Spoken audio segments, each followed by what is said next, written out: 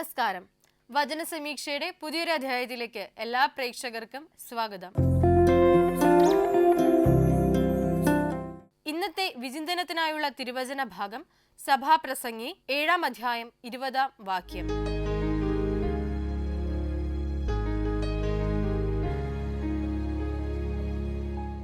പാപം ചെയ്യാതെ നന്മ മാത്രം ചെയ്യുന്ന ഒരു നീതിമാനും ഭൂമിയിലില്ല. പ്രിയമുള്ളവരെ, ഒരുപക്ഷെ പലപ്പോഴും നമ്മളിൽ തെറ്റ് ചെയ്യുമ്പോൾ ഉടലെടുക്കുന്ന ഒരു ചിന്ത മനോഭാവമുണ്ട്. ഞാൻ പാപം ചെയ്തു, ഇനി ഈ ചെളിക്കുണ്ടിൽ നിന്നും കരകയറുവാൻ എനിക്ക് സാധിക്കുകയില്ല, അല്ലെങ്കിൽ ഞാൻ പാപത്തിൻ്റെ കെട്ടിൽ അകപ്പെട്ടു പോയി, ബന്ധനത്തിൽ അകപ്പെട്ടു പോയി എന്നുള്ളത്. പക്ഷേ വചനം തന്നെ അതിന് നല്ലൊരു ഉദാഹരണം, അല്ലെങ്കിൽ നമ്മളെ ശക്തിപ്പെടുത്തുവാൻ, നമുക്ക് പുനരാലോചന നടത്തുവാനുള്ള ഒരു അവസരം നൽകുന്നുണ്ട്.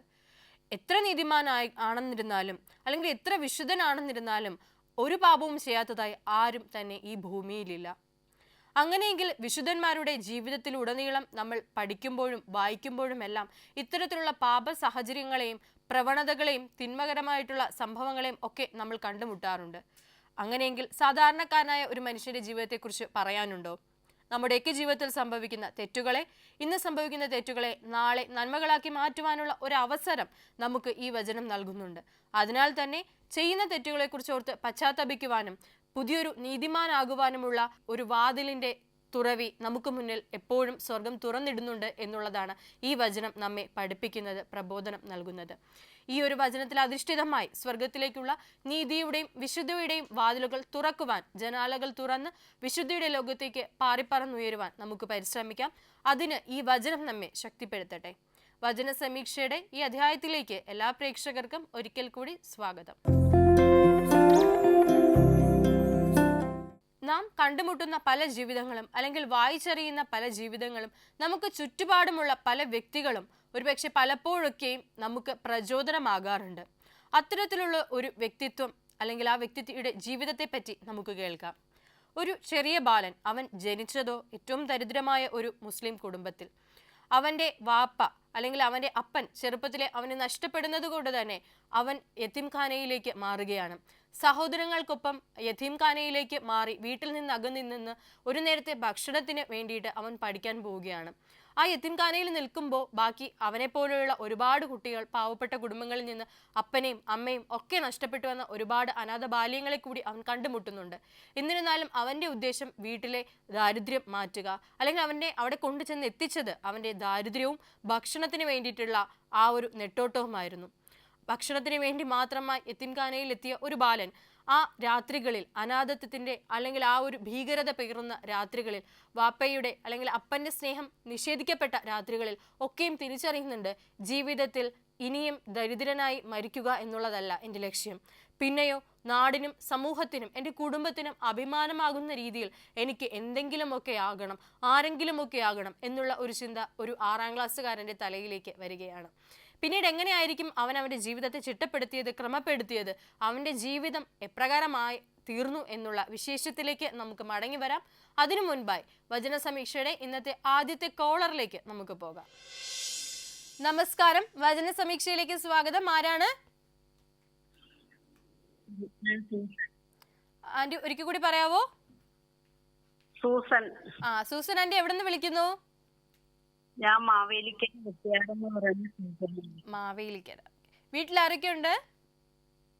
ഞാൻ തനിയേ ഉള്ളു. ഓക്കെ. ആന്റി സുഖമായിട്ടിരിക്കുന്നോ?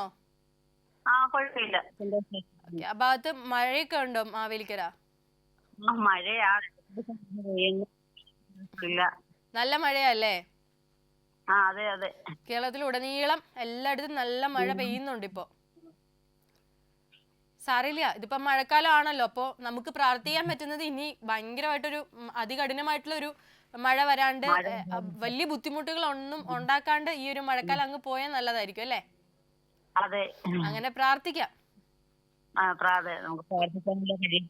അതെ അതെ. ഓക്കെ ആന്റി, അപ്പൊ നമുക്ക് നമ്മുടെ വചന സമീക്ഷയിൽ 4 ചോദ്യങ്ങളായിരിക്കും ഉണ്ടാവുക. അപ്പൊ നമുക്ക് ആദ്യത്തെ ചോദ്യത്തിലേക്ക് പോയാലോ? ആന്റിക്ക് വേണ്ടിയിട്ടുള്ള ആദ്യത്തെ ചോദ്യം ഇതാണ്: സോറിലെ കച്ചവടക്കാരും വ്യാപാരികളും എങ്ങനെയുള്ളവരാണ്?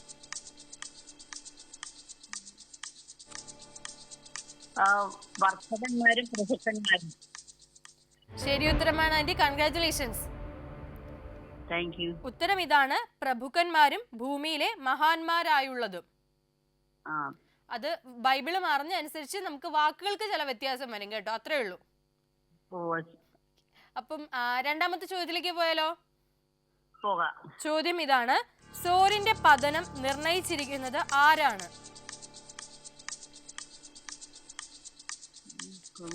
സോറിന്റെ പതനം നിർണയിച്ചിരിക്കുന്നത് ആരാണ്? പ്രഭുക്കന്മാരും അല്ല ആന്റി, ഒന്നും കൂടെ ക്വസ്റ്റ്യൻ ഒന്ന് ക്ലിയർ ആയിട്ട് കേട്ടെ. സോറിന്റെ പതനം നിർണയിച്ചിരിക്കുന്നത്, നിർണയിക്കാൻ മീൻസ് തീരുമാനിച്ചിരിക്കുന്നത്, അത് ആരാണ്?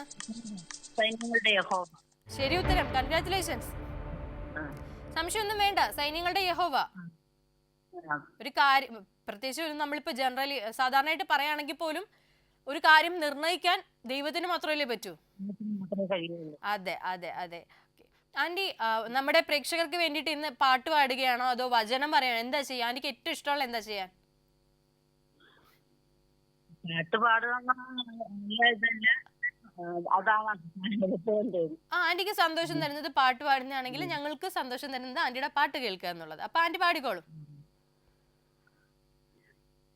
ഒരു മഴയും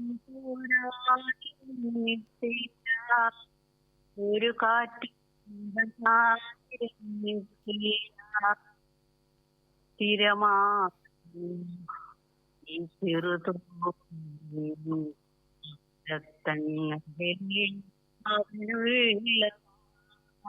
ഒരു മഴയും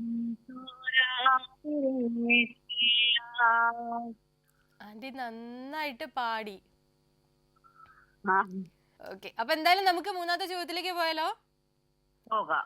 ചോദ്യം ഇതാണ്, എന്തുകൊണ്ടാണ് യഹോവ സോറിനെ നശിപ്പിക്കുവാൻ തീരുമാനിച്ചത്?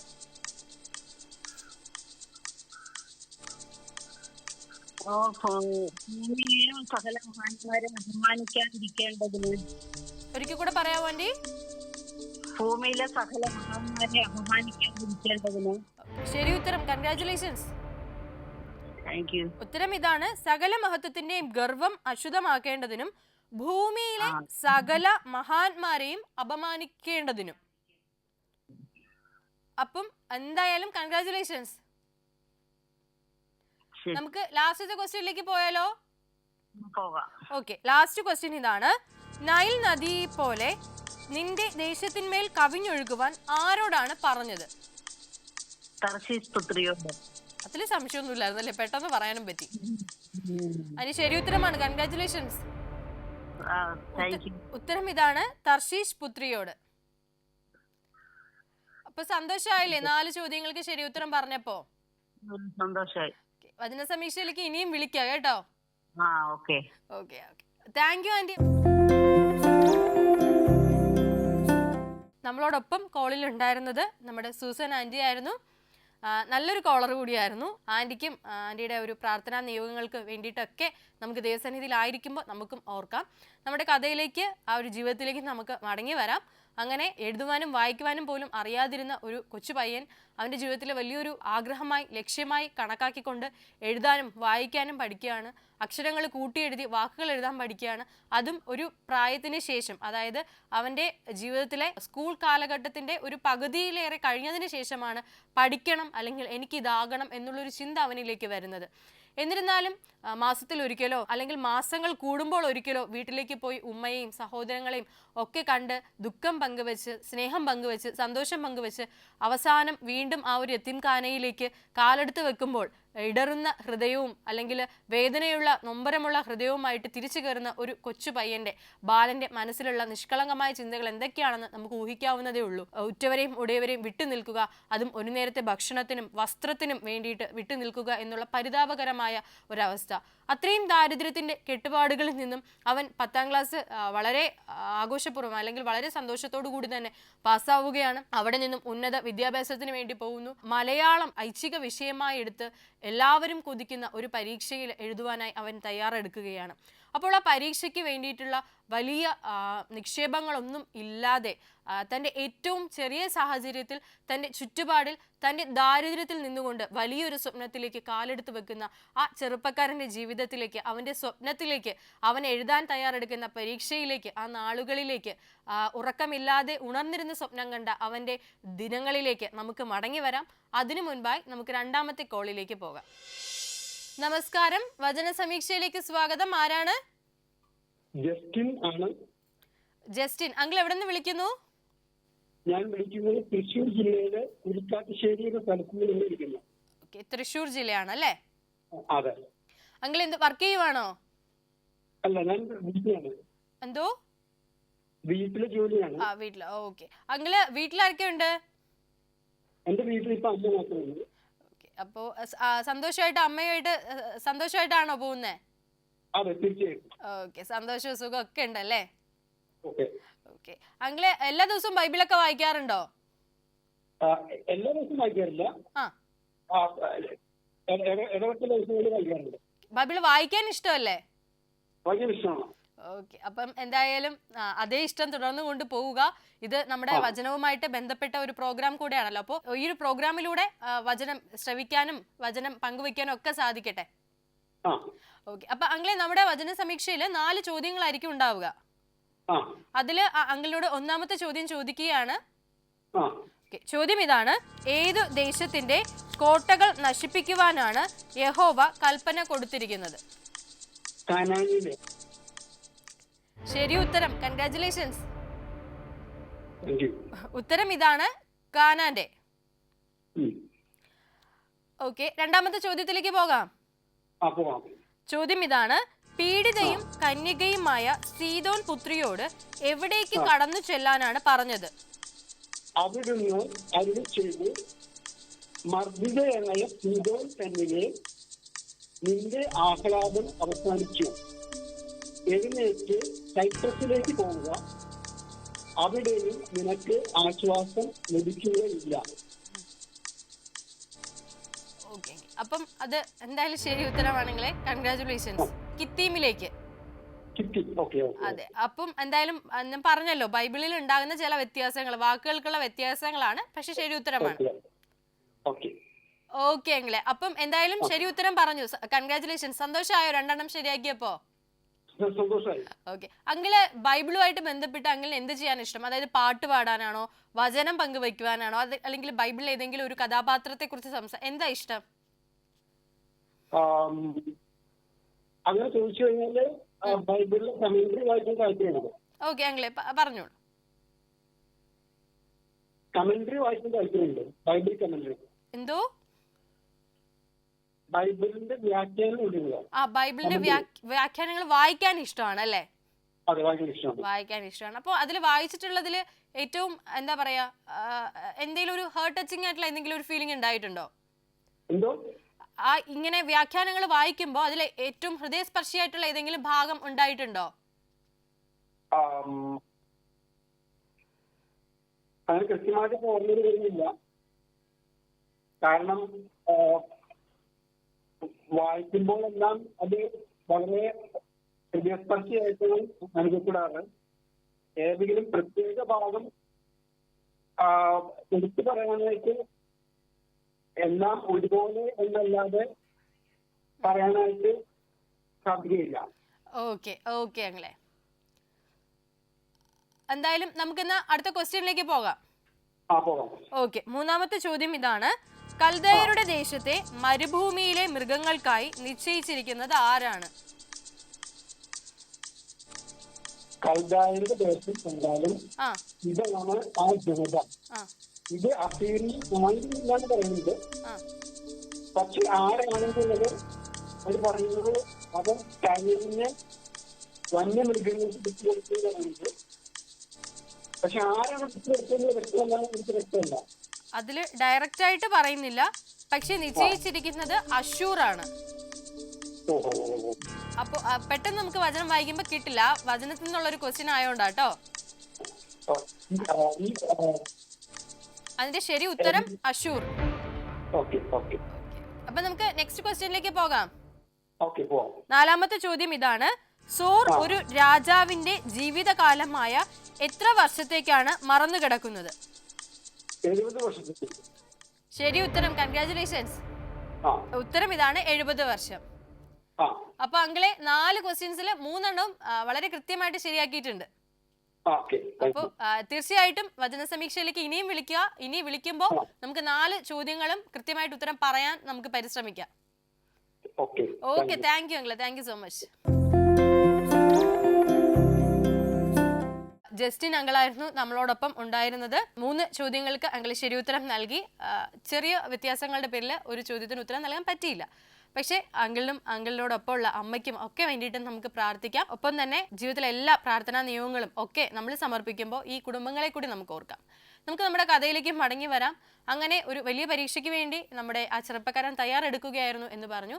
എല്ലാവരും സ്വപ്നം കാണുന്ന ഒരു IAS ഉദ്യോഗസ്ഥനാവുക എന്നുള്ളതായിരുന്നു അവൻ്റെ ലക്ഷ്യം. പക്ഷെ അവന് ഒരുപാട് പരിമിതികൾ ഉണ്ടായിരുന്നു. ഇംഗ്ലീഷ് ഭാഷ കൈകാര്യം ചെയ്യുന്നതിൽ ഒരുപാട് ബുദ്ധിമുട്ടുകൾ ഉണ്ടായിരുന്നു. കാരണം അത്തരത്തിലുള്ള ഒരു വിദ്യാഭ്യാസ സാഹചര്യമായിരുന്നു ചെറുപ്പം മുതൽ അവന് ലഭിച്ചതും. മലയാളം മീഡിയത്തിൽ പഠിച്ച് മലയാളത്തിൽ മാത്രം എഴുതാൻ അറിയാവുന്ന ഒരു ചെറുപ്പക്കാരൻ. പക്ഷെ അവിടെയും അവൻ തളർന്നില്ല. അവൻ്റെ ഐച്ഛിക വിഷയമായി മലയാളത്തെ തിരഞ്ഞെടുക്കുകയാണ്. ഇന്ത്യയിലെ തന്നെ 10 ലക്ഷത്തിലധികം പേർ മത്സരിച്ച് പരീക്ഷ എഴുതുന്ന ഈ ഒരു പരീക്ഷയിലേക്ക് മലയാളത്തിൽ ചോദ്യത്തിന് ഉത്തരങ്ങൾ എഴുതി ഫലിപ്പിക്കുവാൻ, പിടിപ്പിക്കുവാൻ ഒത്തിരിയധികം രാത്രികൾ പരിശ്രമത്തോടു കൂടി അവൻ ഇരിക്കുകയാണ്. വിശ്രമമില്ലാതെ അവൻ ഇരിക്കുകയാണ്. അങ്ങനെ ആ ഒരു ലക്ഷ്യത്തിലേക്ക് അവൻ നടന്നെടുക്കുമ്പോൾ ആദ്യത്തെ തവണ അവൻ തോറ്റുപോകുന്നുണ്ട്.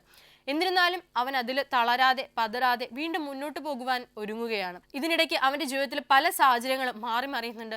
കുടുംബത്തിന്റെ പശ്ചാത്തലങ്ങൾ മാറി മറിയുന്നുണ്ട്. സഹോദരങ്ങളുടെ ജീവിതം മാറ്റപ്പെടുന്നുണ്ട്. ഒപ്പം അവൻ്റെ ജീവിതത്തിലേക്കും പുതിയൊരു പങ്കാളി കൂടി കടന്നു വരുന്നുണ്ട്.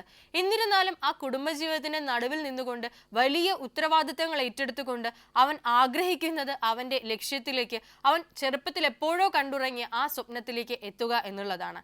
അങ്ങനെ ആ പരീക്ഷ വീണ്ടും വീണ്ടും എഴുതിക്കൊണ്ടേയിരുന്നു.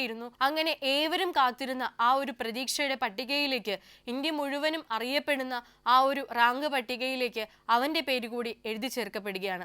ആ പേര് എന്താണ്? കേരളത്തിൽ നിന്നുള്ള ആ മലയാളിയായിട്ടുള്ള ആ ചെറുപ്പക്കാരൻ, എല്ലാവരും സ്വപ്നം കണ്ട ആ ഒരു തലത്തിലേക്ക് എത്തപ്പെട്ട ആ ദരിദ്ര കുടുംബത്തിൽ നിന്നുള്ള ചെറുപ്പക്കാരൻ്റെ പേരും അതുപോലെ തന്നെ അവൻ ആരാണെന്ന് ഉള്ള വിശേഷത്തിലേക്ക് നമുക്ക് വരാം. അതിനു മുൻപായി ഇന്നത്തെ അവസാനത്തെ കോളറിലേക്ക് നമുക്ക് പോകാം. നമസ്കാരം, വചന സമീക്ഷയിലേക്ക് സ്വാഗതം. ആരാണ്? സുജ ചേച്ചി. എവിടെ നിന്ന് വിളിക്കുന്നു? തിരുവനന്തപുരം. ഓക്കെ. ചേച്ചി വർക്ക് ചെയ്യുവാണോ? ഓക്കെ. വീട്ടിൽ ആരൊക്കെ ഉണ്ട്? ഹസ്ബൻഡും മക്കളും. സന്തോഷമായിട്ട് പോകുന്നോ? സന്തോഷം. ഓക്കെ. അപ്പോ അറിയാലോ, നമുക്ക് 4 ചോദ്യങ്ങളാണ് ഉണ്ടാവുക വചന സമീക്ഷയില്. നമുക്ക് ആദ്യത്തെ ചോദ്യത്തിലേക്ക് പോവാം, എന്നിട്ട് വിശേഷങ്ങളിലേക്ക് മടങ്ങി വരാം. ഓക്കെ. അപ്പൊ ചേച്ചിക്ക് വേണ്ടിയിട്ടുള്ള ഒന്നാമത്തെ ചോദ്യം ഇതാണ്: വിലപിച്ച് വാടിപ്പോകുന്നത് ഏതാണ്? ഭൂമി. സംശയമൊന്നുമില്ലല്ലോ? ഇല്ല. ഓക്കെ, ശരി ഉത്തരം. കൺഗ്രാറ്റുലേഷൻസ്. ഉത്തരം ഇതാണ്, ഭൂമി. അത് പെട്ടെന്ന് ഭയങ്കര സിമ്പിൾ ആയിരുന്നോ ചോദ്യം? ഓക്കെ, പെട്ടെന്ന് പറഞ്ഞപ്പം ഇങ്ങനെ തോന്നി, നന്നായിട്ട് അറിയാന്നുള്ള ഒരു ചോദ്യമായിട്ട് തോന്നി. ഓക്കെ, നമുക്ക് രണ്ടാമത്തെ ചോദ്യത്തിലേക്ക് പോയാലോ? ചോദ്യം ഇതാണ്: ഭൂമി മലിനമാകുവാനുള്ള കാരണം ആരാണ്? അതിലെ നിവാസികൾ. ശരി ഉത്തരം. കൺഗ്രാറ്റുലേഷൻസ്. ഉത്തരം ഇതാണ്, അതിലെ നിവാസികൾ. മക്കളൊക്കെ സ്കൂളിൽ പഠിക്കുവാണോ ചേച്ചി? ഓക്കെ. അപ്പൊ എന്തായാലും സന്തോഷമായിട്ടിരിക്കുന്നു എന്നറിഞ്ഞതിൽ നമുക്ക് സന്തോഷം. നമുക്ക് ബാക്കിയുള്ള ചോദ്യങ്ങളിലേക്ക് കൂടി പോവാം. ഓക്കെ. മൂന്നാമത്തെ ചോദ്യം ഇതാണ്: ഭൂമി അതിലെ നിവാസികളാൽ മലിനമാകുവാനുള്ള കാരണം എന്താണ്? അവർ ന്യായപ്രമാണം ലംഘിക്കുകയും കൽപ്പനകൾ മാറ്റുകയും നിത്യ ഉടമ്പടിക്ക് ഭംഗം വരുത്തുകയും ചെയ്തിരിക്കുന്നു. വളരെ ശരി ഉത്തരം. കൺഗ്രാറ്റുലേഷൻസ്. വലിയൊരു ഉത്തരവായിരുന്നു, എന്നാലും ശരിയായിട്ട് പറഞ്ഞു. ഉത്തരം ഇതാണ്: അവർ ന്യായപ്രമാണങ്ങൾ ലംഘിക്കുകയും കൽപ്പനകൾ മാറ്റുകയും നിത്യ ഉടമ്പടിക്ക് ഭംഗം വരുത്തുകയും ചെയ്തിരിക്കുന്നു. അപ്പൊ ലാസ്റ്റത്തെ ക്വസ്റ്റ്യൻ കൂടെ ചോദിച്ച് അവസാനിപ്പിക്കാം. അവസാനത്തെ ചോദ്യം ഇതാണ്: ഭൂമിയിലെ നിവാസികൾ അവരുടെ പ്രവൃത്തികളാൽ മലിനമാക്കപ്പെട്ട ഭൂമിക്ക് എന്താണ് സംഭവിച്ചത്? ഭൂമി ശാപഗ്രസ്തമായി തീർന്നിരിക്കുന്നു. ഒരു സംശയമില്ല. ഇല്ല. അപ്പം ഒന്നും സംശയിക്കേണ്ട ആവശ്യമില്ല, ശരി ഉത്തരമാണ്. കൺഗ്രാറ്റുലേഷൻസ്. ഓക്കെ. ഉത്തരം ഇതാണ്, ഭൂമി ശാപഗ്രസ്തമായി തീർന്നിരിക്കുന്നു. അതെ. സന്തോഷമായില്ലേ 4 ചോദ്യങ്ങളെ ശരിയാക്കിയപ്പോ? സന്തോഷമായി. വചന സമീക്ഷ കാണാറുണ്ടോ എല്ലാ ദിവസവും? കാണാറുണ്ട്. അപ്പൊ തീർച്ചയായിട്ടും ഇനിയും വചന സമീക്ഷയിലേക്ക് വിളിക്കുക കേട്ടോ. വളരെ നല്ല സന്തോഷമുള്ള കോളായിരുന്നു. Okay okay. Okay, thank you ചേച്ചി, താങ്ക് യു സോ മച്ച്. നമ്മളോടൊപ്പം ഉണ്ടായിരുന്നത് സുജ ചേച്ചിയായിരുന്നു. എല്ലാ ചോദ്യങ്ങൾക്കും ശരി ഉത്തരം നൽകി, വളരെ വ്യക്തമായിട്ട് എല്ലാത്തിനും ഉത്തരം നൽകി. അപ്പോൾ തീർച്ചയായിട്ടും ചേച്ചിക്കും ചേച്ചിയുടെ കുടുംബത്തിനൊക്കെ വേണ്ടി നമുക്ക് പ്രാർത്ഥിക്കാം. നമുക്ക് നമ്മുടെ കഥയിലേക്ക്, ആ ചെറുപ്പക്കാരനിലേക്ക് മടങ്ങി വരാം. അങ്ങനെ ആ റാങ്ക് ലിസ്റ്റിലെ പേര് വന്ന മലയാളികളുടെ അഭിമാനമായി മാറി, മലയാളത്തിൽ പരീക്ഷ എഴുതി, സ്വന്തം മാതൃഭാഷയിൽ പരീക്ഷ എഴുതി ഓൾ ഇന്ത്യ തലത്തിൽ അല്ലെങ്കിൽ ഇന്ത്യ ഒട്ടാകെ ഉള്ള ഒരു റാങ്ക് ലിസ്റ്റിൽ വന്ന് ഇന്ന് കേരളത്തിന്റെ അഭിമാനമായി മാറിയിരിക്കുന്ന മുഹമ്മദ് അലി ശിഹാബ് IAS. അപ്പോൾ പ്രിയമുള്ളവരെ, ഒരുപക്ഷെ അദ്ദേഹത്തിന്റെ ജീവിതം അല്ലെങ്കിൽ ജീവചരിത്ര പുസ്തകങ്ങളൊക്കെ വായിക്കുമ്പോഴും നമുക്ക് പല സാഹചര്യങ്ങളിലും പല രാത്രികളെയും ഓർത്ത് നമ്മുടെ കണ്ണുകളും നിറയാറുണ്ട്. അത്രമാത്രം ദാരിദ്ര്യവും കഷ്ടപ്പാടും വിശപ്പും പട്ടിണിയും എല്ലാം അനുഭവിച്ച് സ്വപ്നങ്ങളൊന്നുമില്ലാതിരുന്ന ഒരു കുഞ്ഞു ബാലൻ ജീവിതത്തിന്റെ ഏതൊക്കെയോ വഴി മുട്ടലുകളിൽ ഒക്കെ അവന്റെ സ്വപ്നത്തെ പടുത്തുയർത്തുവാണ്, അല്ലെങ്കിൽ അവൻ സ്വപ്നം കാണാൻ പഠിക്കുകയാണ്. അവന്റെ ജീവിതത്തിലേക്ക് കടന്നു വന്ന പലരും അവനെ അപമാനിക്കുമ്പോഴും വളരെ ചുരുക്കം പേർ അവനെ സഹായിക്കുവാനും പിന്തുണയ്ക്കുവാനും ഉണ്ടായിരുന്നു.